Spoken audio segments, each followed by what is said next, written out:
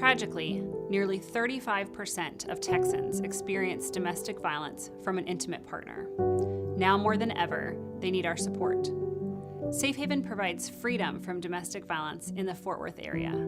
Thomas J. Henry is proud to team with Safe Haven to help end domestic violence through safety, support, prevention, and social change. Please join us to create a legacy of resilience and hope. Mallory, let's go to the hotline, and let's welcome in the Texas High School Football Hall of Famer himself. You can hear him on the horn in Austin every weekday alongside Jeff Howe on Light the Tower. He's also the voice of the Texas Longhorns. He's also the co-host of High School Scoreboard Live on Valley Sports Southwest, although he won't be this week because he's got something else to do. We're pleased to be joined by our friend, Craig Way. Mr. Way, how are you?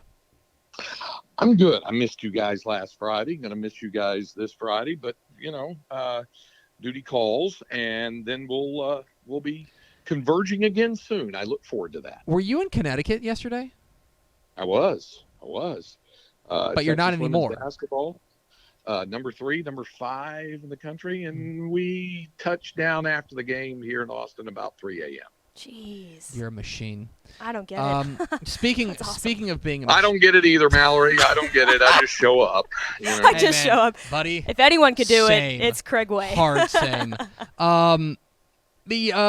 Speaking of the hardest working man in show business, you were on the call last week on Valley Sports Southwest alongside our friend Gary Reasons, the Super Bowl champion, on Lake Travis's win in the first round against Round Rock. I'm interested, now that you've had a little bit of time to digest what we saw on Friday night, what your overall takeaways are from that, especially with regards to Lake Travis moving forward. I visited with someone who's a little more learned about that situation myself. The head coach, Hank Carter, this morning on my show, and I kind of term it as a resurgence. It's not a rebirth because this program's been in place for a long time, but they haven't, as we know, had the kind of season they wanted. Injuries have had a lot to do with that. They had the weird deal in the last week of the regular season, couldn't play Bowie because of the storms, and they wound up with only 3 home games this year, Tap, and it was just a very, very strange year. But for Lake Travis, it's still going because of what happened in the second half. Their defense really kept them, as you know, in the ball game in the first half, and they had a couple of poor special team situation with a punt that traveled, I think, 4 yards into that stiff northerly breeze, and then they had one where a kid's running up on the field on a short punt, and that set up both of the Round Rock scores. So they're down 10-7 at the half. But Hank said that they were pretty confident. They loved the plan they had going into the game. Now they had to, and you made a great point of this when you were on my show, how they kind of had to reshuffle the deck once Mason Cochran was only available for very limited duty in the game, and try to go after Hayden Nath, and did an excellent job with their defense. Jacob Henry had one of the best games he'd had all season. And then I think we've seen a coming of age a little bit of Caden Leone at quarterback, and for him to lead them down the field and to get Bo Edmondson involved with the option pass and the other thing. And then he was, the fired up guy. Hank describes it as very old school in the way that he fires up his teammates. It was kind of a resurgence of sorts for this team. And I think they're going to be pretty confident going into this game with an unbeaten and really good Cibolo Steel team, A, because they feel good about how they're playing, and B, because they already played them 11 weeks ago in week 2. They were down to wide receiver Sam Self having to play quarterback, and he had a great game, by the way, catching the ball on Friday night against Round Rock. He had to play quarterback that night, threw a couple of interceptions. They ended up losing a shootout 35-28. But now they're getting healthier, and they like their chances. All that said, this is a matchup that in a lot of areas would favor Steel. So I think it could be a really good game in Pflugerville on Friday night. It should be pretty good. We're talking with Craig Way, the Texas High School Ball Hall of Famer, here on Texas Football Today. Get involved in the conversation at #TF Today. There are a number of other notable Austin teams that I want to pick your brain on. One of them is Austin LBJ. We've talked a little bit on your show about this, about how LBJ was in such a unique position of playing a rigorous non-district schedule and then being thrust into a district where they're just, I hope I'm not speaking out of turn here, just a lot better than everyone else in that district. They go out last week, a resounding win over Elgin, now into Port Neches Groves in the area around. I'm interested in what you make of the current trajectory of the Jaguars as the reigning state runner-up. Yeah, I kind of refer this as the PPT. You know how when you get a document, it's a PowerPoint, it goes PPT on that. No, this is the Purple Playoff Tour because it started off with the all purple of LBJ against the all purple of Elgin, and they blasted them 69-0. This week you got the all purple of LBJ against the all purple of PNG, another hyphenated thing or abbreviated thing, Port Neches Groves as well. They're playing with a lot of confidence. They're also getting healthier, Tep. They are one guy away from actually two guys away from being completely healthy like they were at the start of the year. And they're key players. One of them is KJ Houston, the secondary, who'd had a broken collarbone. They're close to getting him back.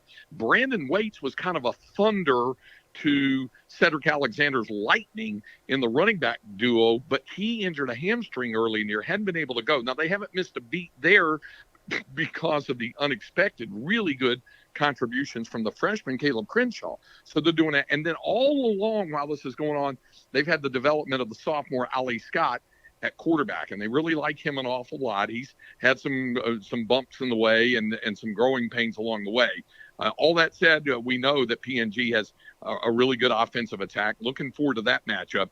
I think this thing could be a shootout in Katy on Friday night. Yeah, I think it has an opportunity to be, as I'm awful fond of saying, pretty pointsy out there. Talking with Craig Way, the Texas High School Hall of Famer here on Texas Football Today. Get involved in the conversation at hashtag TF Today. Okay, so then I want to go back to the bi-district round for one more moment and ask you about some shockers. Ask you about ones that stood out to you. I kind of categorize the overall bi-district round as a normal amount of chaos. I think that it was just like a standard bi-district round. You had your stunners, you had your ones that really caught everybody by surprise. You had a couple more near misses, but overall mostly chalky. Do you share that sentiment when you take a look back on that first round of the Texas High School Football Playoffs? Do you share it that it was not necessarily like, normal and boring, but like had the adequate amount of chaos and then also a fair amount of chalk? Well, here's the deal. When you have, as you pointed out last week, and we've talked about on many occasions, when the playoffs begin, 352 bi-district games, to expect 352 bi-district games all to go to the higher seeds, you would be foolhardy to think that. There are always going to be upsets. And for those who have bemoaned the 4-seed thing being in the playoffs, that's silly as well. What was it? Your colleague Matt Stepp pointed out, I believe, 8 4s beat 1s last week in the bi-district round of the playoffs. So, yeah, it can happen. It's certainly possible that you could have that happen, have some upsets, not only the 4s beating the 1s, but a lot of 3s beating 2s. So having said all that, the percentage of it is still rather low because you still have the higher seeds holding court and moving on. So, yes, I'm in agreement with Mindy. I think there was a representative amount of shocking results, but by and large, it went the chalk route. Finally, we'll do a mean thing that we do to one another, and I'm going to offer you 3 games. You can teleport to any one of them, but you can only pick one of them. Do you go Saturday afternoon in Arlington as Lovejoy takes on South Oak Cliff? Do you go, let me make sure I know where this game is, because I'm going to throw you a bit of a curveball here. Do you go down to Corpus Christi on Friday for PSJA North and Corpus Christi Miller? Or do you go to probably the most looking in the mirror game of the week, 2:30 p.m. Friday at Wichita Falls' Memorial Stadium as Amarillo Tascosa takes on Burleson Centennial in a game that'll take 15 minutes to play? Which of those 3 are you heading to? Well, probably I would say C, if only because I'm going to do like your colleague Matt Stepp is doing. Right? Isn't he taking in both games there, the doubleheader? No, he's driving back to DFW for the Everman game after Burleson Centennial and Amarillo Tascosa get done in an hour and a half. He's such an alumnus, yeah. I still think it would be an excellent game that you pointed out there in Wichita Falls. I like that. South Oak Cliff has become fascinating to watch after they picked themselves up off the deck.